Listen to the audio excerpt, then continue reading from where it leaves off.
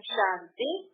आज मीठे मीठे शिव बाबा ब्रह्मा कीर्तन द्वारा कहते हैं, मीठे मीठे बच्चे, बाबा हमें कहते हैं कि आपको सहनशील बनना है। सफलता मूर्त बनने के लिए जो मुख्य गुण होता है ना अपने जीवन में, हर कार्य में, चाहे आप अंदर घर पे कार्य करो या बाहर, हमें हर कार्य करते समय सहनशीलता का गुण बहुत जरूरी होता है। और आजकल दुनिया में तो ये गुण की बहुत जरूरत है। अब ये गुण कहीं बाजार में तो मिलेगा ही नहीं। फिर भी लोग जब भी सहन शक्ति चाहिए होती है तो भगवान को याद करते, क्योंकि गुण शक्तियाँ आत्मा को चाहिए होती है ना, तो आत्मा का बाप परमात्मा ही दे सकता है और कोई थोड़ी दे सकता है। तो पहले हमें परमात्मा के बारे में पता नहीं था, हम बोलते थे लेकिन परमात्मा के अलग अलग रूप से नाम से याद करते थे। पर अब परम पिता परमात्मा कहते हैं कि मेरा रूप निराकार है। मैं जैसे आपकी आत्मा निराकार नजर नहीं आती है, ऐसे मैं भी निराकार हूँ, ऊपर रहता हूँ। इन आँखों से नहीं देख सकते आप हमें। जैसे हम अपने आत्मा को नहीं देख सकते ना, वैसे ही हम अपने बाप को भी नहीं देख सकते। हमने भगवान के अलग अलग नाम रूप बना दिए, लेकिन हम भगवान को देख सकते नहीं देख सकते। हम अपने आत्मा को देख सकते नहीं देख सकते। देखो, दुनिया वालों ने ऐसे भगवान के अलग अलग नाम रूप अपने अपने धर्म में लोगों ने कितने बना दिए। देखो, पहले जब भक्ति शुरू हुई थी ना, तब एक निराकार को ही याद करते थे, एक निराकार रूप को ही याद करते थे, लिंग बनाकर। सिर्फ द्वापर में जब भक्ति भगवान को याद करना शुरू किया ना, तो उस समय समझ फिर भी अच्छी थी। आज मुस्लिम लोग देखो, अल्लाह को ही निराकार नूर रूप में, लाइट के रूप में ऊपर याद करते हैं, इधर उधर मूर्ति ही नहीं रखते। आज सिख लोग भी निराकार को ही मानते हैं, लेकिन फिर भाई उनके भी गुरु नानक देव, गुरु गोविंद सिंह जी, ये भी निराकार को याद करके तो शक्ति ली ना इन्होंने। तो ये तो लोग उनकी मूर्ति रख के बैठे, लेकिन वो लोग तो बोल रहे ना ऊपर वाले को याद करो। तो हमें ऊपर ही याद करना चाहिए परम पिता परमात्मा को। वही हम आत्माओं में शक्तियाँ दे सकते हैं, गुण दे सकते हैं। तो बाबा कहते हैं, इसीलिए हमें आज जीवन में सबसे ज्यादा जरूरत है सहनशीलता की, सहनशीलता का गुण की। सदा संकल्प किया करो, मैं आत्मा सहनशील आत्मा हूँ। बाबा को याद करके, बाबा था आत्मा का बाप परमात्मा, निराकार रूप में। मैं आत्मा निराकार प्रकृति के बीच में बैठी हूँ, परमात्मा बाप भी निराकार परम धाम में है। उनको याद करके अनुभव करो कि बाबा हमारे अंदर सहन शक्ति भर रहे। आज लोगों को इतनी सहन शक्ति की जरूरत है, क्योंकि देखो, जरा सी भी आवाज आती है ना, तो सोचते क्या हुआ। जरा सा भी कोई जोर से बोलेंगे ना, क्या हुआ।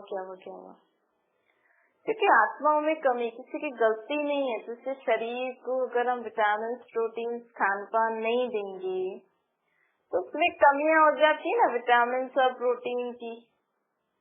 वैसे ही आत्मा के लिए विटामिन प्रोटीन है, ये सहन शक्ति, समाने की शक्ति, परखने की शक्ति, निर्णय शक्ति, शांति, प्रेम, आनंद, ज्ञान, ये आत्मा के विटामिन प्रोटीन है।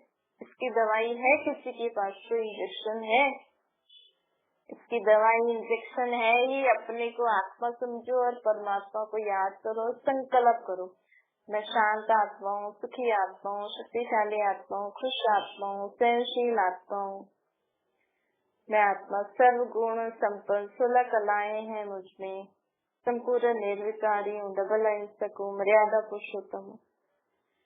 ऐसे जब परमात्मा को याद करते हैं ना, तो हम आत्माओं में वो गुण शक्तियाँ आ जाती है, वो सारी विटामिन प्रोटीन हमारी आत्मा में आ जाएंगे, तो हम जीवन में सफल हो जाएंगे। आज देखो, दुनिया में कितने भले अपने कैरियर में सक्सेसफुल है, लेकिन थोड़ी सी भी बात होती है, लोग सोचते हैं इतना अच्छा एक्टर, इतने अच्छे एक्टर ने तो लगता ही नहीं थे कभी सुसाइड कर सकते।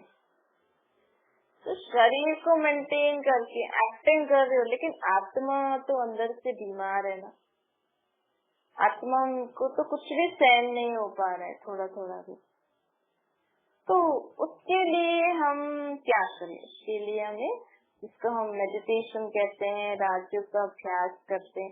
ये नाम ऐसे बड़े बड़े लिखे हैं, मेडिटेशन, राजयोग, लेकिन सहज तरीका है भाई। शक्ति किसको चाहिए? आत्मा को। तब उसके लिए तो सबसे पहले अपने को देह से न्यारी आत्मा समझो। आज देखो कोई आत्मा शरीर छोड़ के चली जाती है, तो शरीर, अभी तक वो भगवान का नाम ले रही थी वो आत्मा, और अभी अभी आत्मा ने शरीर छोड़ दिया तो भगवान का नाम लेना बंद। तो कौन भगवान को याद करती है? आत्मा। तो आत्मा समझ के परमात्मा को याद करना चाहिए ना। तो आत्मा समझ के परमात्मा को याद करने से जब हमारी आत्मा में सहन शक्ति आ जाती है ना, तो क्या होता है, कोई भी आत्मा के कठोर संस्कार होते हैं ना। आजकल लोगों को क्रोध बहुत आ रहा है, कितना समझाओ क्रोध खत्म नहीं। ऐसे कठोर संस्कार वालों को भी शीतल बना सकती है कौन सी आत्मा? जिसमें खुद सहन शक्ति है। आज कठोर संस्कार वालों के ऐसे बुरे संस्कार को आप सहन करते जाओ परमात्मा की याद में, और संकल्प करो इसका ये संस्कार ठीक होता जा रहा है, ठीक होता जा रहा है, ठीक होता जा रहा है। आप उस संस्कार वालों को भी शीतल बना सकते हो। आप सहन शक्ति वाली आत्मा कितने भी कठिन कार्य को सहज बना सकती है। जिसमें सहन शक्ति नहीं होगी ना, वो लेकिन नहीं, ये तो बहुत मुश्किल है, मुझसे नहीं हो रहा है। तो कठिन कार्य को सहज बनाने के लिए कठोर संस्कार वालों को शीतल बनाने के लिए कौन सी शक्ति की आवश्यकता है? सहन शक्ति की। और बाबा कहते हैं जितना हमारे अंदर सहन शक्ति होगी ना, सहनशील जो आत्मा होती है ना, वो बहुत गंभीर भी होती है, क्योंकि वो अंदर ही अंदर उस बात के लिए विचार करती है। परमात्मा को याद करके सहन करोगे तो अच्छा है, क्योंकि एक होता है लोग बोलते हैं मैं सहन कर रही हूँ, सहन कर रही हूँ, कुछ बोल भी नहीं रहे, कुछ बता भी नहीं रहे, अंदर ही अंदर उस बात को सोच के दुखी परेशान हो रहे कि उसने मुझे ऐसा बोला, ऐसा बोला। लेकिन सहन शक्ति अच्छा, हम उस बात को मन में पॉजिटिव वे में रखें। हम जब परमात्मा को याद करके किसी बात को अंदर मन में रखते हैं, परमात्मा की याद में, मन में नहीं रखना है, मन में तो परमात्मा की याद होती है। तो जब हम उसको मन में बाबा के साथ उस बात के विचार करते हैं, डिस्कस करते हैं, तो हम आत्माओं में शक्ति आती है, जिससे उस बात की कड़ाहट, वो बात का जो जहर होता है ना, वो हमारे मन में नहीं फैलता, क्योंकि मन में बाबा है। और मैंने संकल्प किया मैं सहनशील आत्मा हूँ, उस बात को मैं बाबा के साथ डिस्कस करूँ पॉजिटिव एनर्जी के साथ। हम अगर पॉजिटिव एनर्जी के साथ डिस्कस करेंगे ना, तो हमें पॉजिटिव एनर्जी मिलेगी। आज लोग खुद ही अपने जीवन में सहन नहीं कर पा रहे, खुद ही दुखी परेशान है। आप अपनी बात दूसरों को फोन करके बता दो तो दूसरों के जीवन में तो है ही दुख परेशानी है, वो भी आपको उस रीति राय देंगे। तो सहन करना था परमात्मा को याद करके उस बात की गहराई में जाओ कि उस आत्मा ने ऐसा बोला, क्यों बोला, क्या मेरी कोई गलती थी, क्या मेरे में कोई कमी है, क्या मेरा पिछले जन्मों का हिसाब किताब है। तो जब हम बाबा के साथ ऐसे इस बात की गहराई में जाते हैं, तो हमें बात समझ में आ जाती है कि हाँ, कहीं न कहीं मेरी गलती है। फिर गलती मेरी है तो फिर तो सामने वाले ने सुना दिया तो क्या, मेरे को तो अपनी गलती पता लगी तो मेरा तो फायदा हो गया ना। और जितना हम सहनशील बनते ना, और जितनी बातों को गहराई में सोचते, अकेले नहीं सोचना, परमात्मा के साथ, उतना हमारी आत्मा में और बहुत सारी शक्तियां गुण भरते जाते हैं। जितना हम सहनशील बनेंगे तो हमारे अंदर गंभीरता का गुण भरेगा। दूसरा, हम कभी भी घबराएंगे नहीं। जीवन में घबराते हैं ना, क्या होगा, मुझसे सहन नहीं हो रहा है। नहीं, बात को समझ के शांत पॉजिटिव वे में चेंज करके, बाबा को याद करके, विश्वास रख के चलो। कई लोग सोचते हैं आजकल लोग शादियां कर रहे हैं और जल्दी से डिवोर्स ले रहे, घबरा जाते हैं। अरे यार, ऐसे कैसे चलेगा, कितना दिन तक चलेगा, हम तो आगे ऐसे हो जाएंगे, वैसे हो जाएंगे, तो घबरा जाते हैं। आज कोई पढ़ाई में पढ़ते पढ़ते कभी कम मार्क्स आ गए तो घबरा जाते। तो बाबा कहते हैं कि कम मार्क्स आ गए तो क्या हो गया, अब उसके गहराई में जाओ। यहाँ पे क्यों आए, मेरी कहीं कमी है, मैंने ठीक रीति से नहीं पढ़ा, नहीं समझा, ठीक है, फिर से ट्राई करो, फिर सोचो हाँ भाई शायद इससे आगे कुछ और अच्छा हो, कुछ और चीज ट्राई करो। लाइफ में ट्राई तो करना चाहिए ना। तो क्या सहन नहीं कर पाते ना, दूसरों को देखते हैं या थोड़ी सी भी बात इससे अंदर आत्मा में शक्ति नहीं होती, फिर बोलते नहीं मेरे से तो नहीं हो रहा है। सहनशीलता वाले जो बच्चे आत्माओं में सहनशीलता की शक्ति होती है ना, वो बाहर की जो भी ऐसे वाइब्रेशन होते हैं ना, देखो आज दुनिया में क्या क्या हो रहा है, कहाँ पे लोग लड़ाई झगड़ा कर रहे हैं, कहाँ पे इतना शोर, इस बात के लिए शोर। देखो एक शोर ही, एक जगह शोर हो रहा है, लोग सोचेंगे पता नहीं क्या हो रहा है, देखो तो जाके वो मजे कर रहे हैं, चिल्ला चिल्ला के, जोर जोर से हंस के। दूसरी जगह शोर हो रहा है, पता नहीं कुछ की, जाके देखो तो बोलते लड़ रहे हैं, झगड़ रहे। तो ऐसी दुनिया कलयुगी वातावरण है ना, कहाँ पे क्या हो रहा है, कहाँ पे क्या हो रहा है। तो ऐसी वातावरण के बीच में रहते हुए भी सहनशील आत्मा कभी भी घबराएगी नहीं। डर लगता है ना, आज देखो लोगों का बाहर निकलते ही लोगों को इनसिक्योर जैसा फील हो रहा है, मन में बहुत सारे विचार आते जाते हैं ना, तो उनसे भी लोग घबरा जाते, पता नहीं क्यों मुझे ऐसे ऐसे विचार आ रहे हैं। लेकिन जो सहनशील आत्मा होती है ना, वो इनको भी सहन कर लेगी। मतलब इनके ऐसे थॉट्स निकलते भी, ऐसे शोर शराबे के बीच में भी वो आत्मा परमात्मा की याद में रहकर उसको डोंट केयर कर लेगी। जैसे नहीं बारिश पड़ रही है लेकिन हम छाते के नीचे हैं तो हमें फर्क नहीं पड़ेगा ना, वैसे ही हम परमात्मा की छत्र छाया में हैं, इधर शोर हो रहा है, मन में पता नहीं कौन कौन से कैसे कैसे विचार अटैक करने की कोशिश कर रहे हैं, लेकिन हम तो बाबा की याद में बाबा को पकड़े बैठे हैं।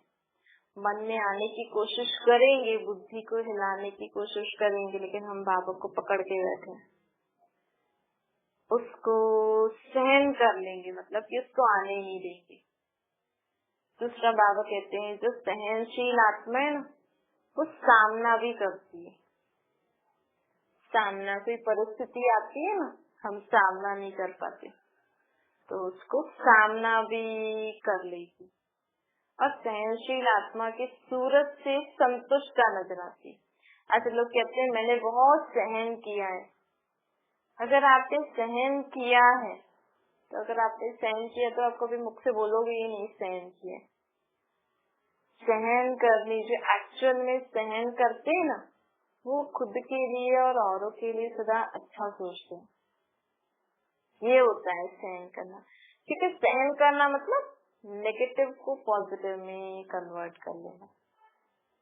जैसे हम करेले की कड़ी, कई लोग करेले की कड़ाह निकाल के फिर खाते हैं, लेकिन अगर किसी को उससे फायदा लेना है तो उसकी वो समझे कि हाँ भाई ये कड़वा तो है लेकिन ये फायदे वाला है, तो वो क्या सोच के खाते हैं किससे हमारा फायदा होगा। कड़वी दवाई खाते हैं, क्या सोच के खाते हैं किससे हमारे शरीर को फायदा होगा, तो वो कड़ाह को भी सहन करके खा जाते हैं ना, क्योंकि उन्होंने पहले पॉजिटिव थॉट दिया अपने आप को। तो आज आपने सहन किया, आपको किसी ने कुछ बोला, चलो ठीक है, बोला ये तो मेरा छोटा भाई है, छोटा बच्चा है, ठीक है समझ जाएगा, हम इसके लिए गुड विशेष रखते हैं, ठीक है बोला तो बोला, कोई बात नहीं, भूल जाओ। ये होता है सहन करना। उसको भी दुआ दे दी, खुद के लिए भी अच्छा सोचा, उसके लिए भी अच्छा सोचा, छोड़ो। तो ऐसी आत्मा खुद से भी सदा संतुष्ट रहती है, औरों को भी संतुष्ट करती रहती है। सहनशील वाली आत्मा की सूरत से सदा संतुष्टता दिखाई देती है, और चलते फिरते वो आत्मा फरिश्ता होगी, क्योंकि जो सहन करता है ना वो दूसरों को सदा दुआएं देता है। आज लोग कह रहे हैं मैंने सहन भी किया और दूसरों को गालियां भी देते, दूसरों के लिए इधर उधर उल्टी सुल्टी भी फैलाते हैं, फलाने में ऐसा है, मुझे ऐसा बोला, वो तो मैंने उस दिन सहन कर लिया तो मैं चुप रह गई। अरे उस समय चुप रहे, लेकिन बाकी समय तो आप बोल रहे थे, तो उस समय बोल रहे थे, बात खत्म। इधर उधर लोगों को कराट फैलाने से तो वहाँ पे ही दोनों में बात खत्म कर देते ना, इतना पोल्यूशन तो नहीं करते। लोगों को गाड़ियों का पोल्यूशन दिखता है, लेकिन जो थॉट्स में जो वेव थॉट्स की जो वेव्स वाइब्रेशन है, हमारे मुख से जो उल्टा सुल्टा बोलते, उससे जो वातावरण को प्रदूषित करते हैं, वो वाला पोल्यूशन नहीं दिखता। वो दुनिया में बहुत है, उसको कम करने के लिए हमें हमेशा positive thought, positive words, positive कर्म करने चाहिए। सहनशील वाली आत्मा अंदर ही अंदर मनन करने में तत्पर रहती है। अच्छी अच्छी बातों का मनन करते रहेंगे ना, तो जो कड़ी कड़ी बातें हैं ना वो सब निकलती जाएंगी। सहनशील वाली आत्मा सदा मग्न रहती है। आज उसको कोई उल्टा सुल्टा भी बोले, वो अपनी अच्छी बातों में मनन कर रही है मग्न अवस्था में, तो उसको मारा नहीं मारा, उसको कोई कड़वी बात मारेगा भी ना, बोलेगा भी ना, वो उसके लिए अच्छा बोल देगी। जैसे पेड़ को लोग, आम के पेड़ पे लोग पत्थर मार के आम तोड़े, हमने तो पेड़ को पत्थर मारा, उसने हमें मीठा आम दिया। ऐसे सहनशील वाली आत्मा को आप गालियां दो, लेकिन वो आपके लिए शुभ भावना रखेगी, आपके लिए प्रे करेगी कि आपकी ये गालियां देने के संस्कार खत्म हो जाए, तब आपने सहन किया, नहीं तो आपने सहन नहीं किया। और जितना हम सहनशील आत्मा बनते जाएंगे ना, हमारे अंदर सब गुण ऑटोमेटिकली आते जाते, सहन शक्ति से सब गुण आ जाएंगे। आपको एक एक गुण जीवन में धारण करने की जरूरत नहीं पड़ेगी। तो बाबा कहते हैं सहनशील आत्मा बनो। बाबा कहते हैं सहनशील आत्मा जीवन में सदा साक्षी होती है, क्योंकि वो परमात्मा के साथ होती है ना, परमात्मा के साथ हर बात को साक्षी होकर देखती है सहनशील वाली आत्मा। सहनशील वाली आत्मा ड्रामे की हर डाल को पकड़ के रहती। भाई जीवन में देखो ड्रामा ही तो चल रहा है ना, अब टीवी में मूवी में जो सीन बीता वो बीत गया ना, वापस आप उसको रिवाइंड करोगे तो ही आएगा ना। ऐसे ही हम 5000 साल का ये ड्रामा चल रहा है, आज किसी के साथ कुछ हुआ वो बीत गया, वो वापस 5000 साल बाद आएगा, अब नहीं आएगा। हम फालतू में सब सोचते अरे फिर से ना ऐसा हो जाए, ये हो जाए, ऐसा वैसा। अरे वो बीत गया, वो गई बात, आज की सुबह गई, वो कल फिर से 5000 साल बाद फिर से आएगी, लेकिन अभी नहीं आएगी। तो सहनशील वाली आत्मा में ये गुण होता है, वो ड्रामा की डाल को पकड़ के रखती है। भाई ड्रामा में जो हाँ था वो तो होना ही था, अब ड्रामा में उसको था, उसको गाली देनी है तो देगा ही ना। मेरे को पता है ड्रामा में उसको गाली देने का पार्ट है, लेकिन ड्रामा चल रहा है तो मैं तो मैं तो फूल बरसाने का काम करूँ ना। तो ये ना हम अगर मूवी के हिसाब से अगर खेल खेलेंगे ना, हम क्या बाबा कहते कि आप लोग इस खेल में फंस गए हो।